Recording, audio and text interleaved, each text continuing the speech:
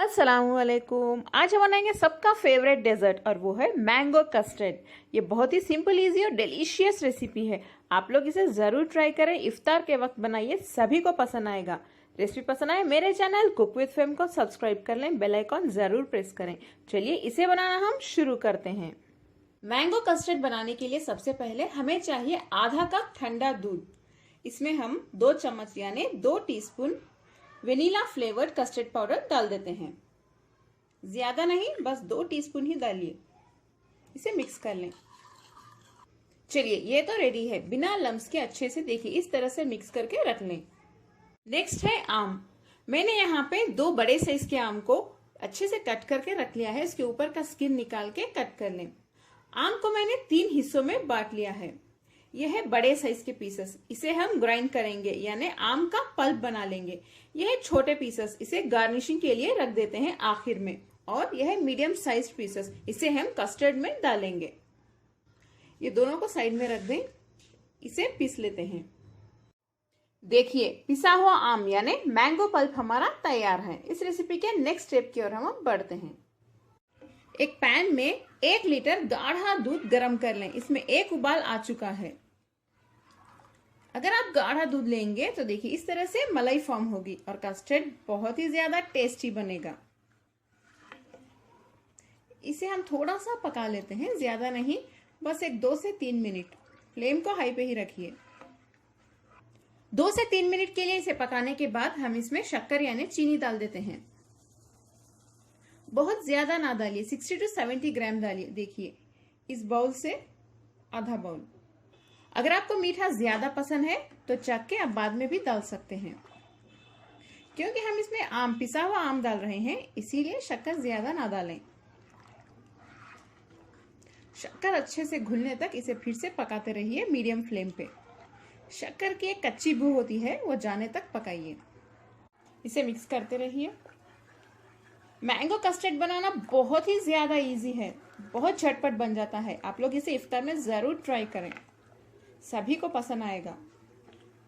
Next हम इसमें custard mix किया हुआ यानी कस्टर्ड पाउडर मिक्स किया हुआ दूध डाल देते हैं। इसे डालने के बाद फिर से अच्छे से मिक्स कर लें, वरना लम्स फॉर्म हो सकते हैं। स्पून इस तरह से हिलाते रहिए। फ्लेम को मीडियम पे ही रखिए। देखिए ये अच्छे से गाढ़ा हो रहा है। अगर आपके पास कंडेंस्ड मिल्क है तो वो भी डाल सकते हैं। कंडेंस्ड मिल्क यानी मिल्क मेड, उसे डालने से कस्टर्ड और भी ज्यादा टेस्टी बन जाएगा, लेकिन वो ऑप्शनल है। अगर आपके पास है तो डालें, या आप स्किप भी कर सकते हैं, आपकी मर्जी पे है। मैं थोड़ा सा डाल रही हूँ, 2 टेबलस्पून जितना डाल सकते हैं।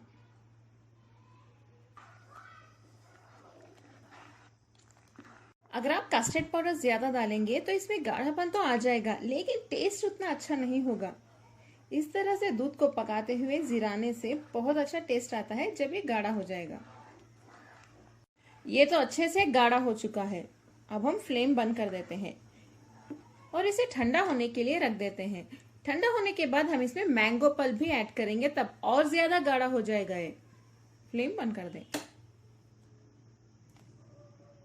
ठंडा होने के लिए रख दें।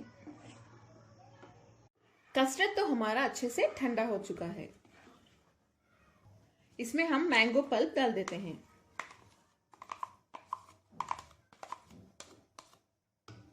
इसे डालने के बाद अच्छे से मिक्स कर लें।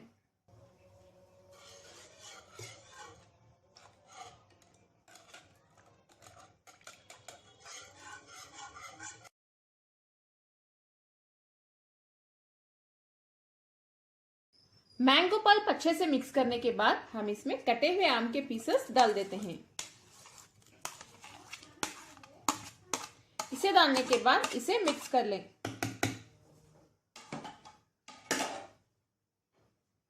इसे अच्छे से मिक्स कर लें।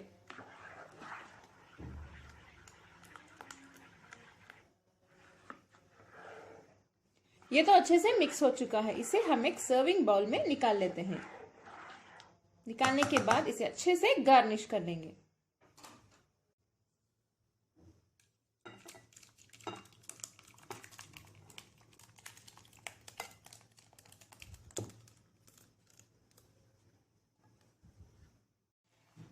इसके ऊपर बारीक कटे हुए नट्स डाल दें, जैसे बादाम, पिस्ता, काजू।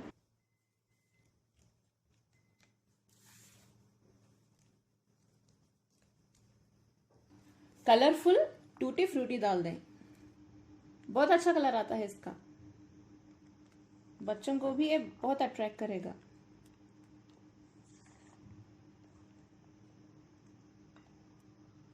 आखिर में इसमें कटे हुए आम के पीसेस डाल दें।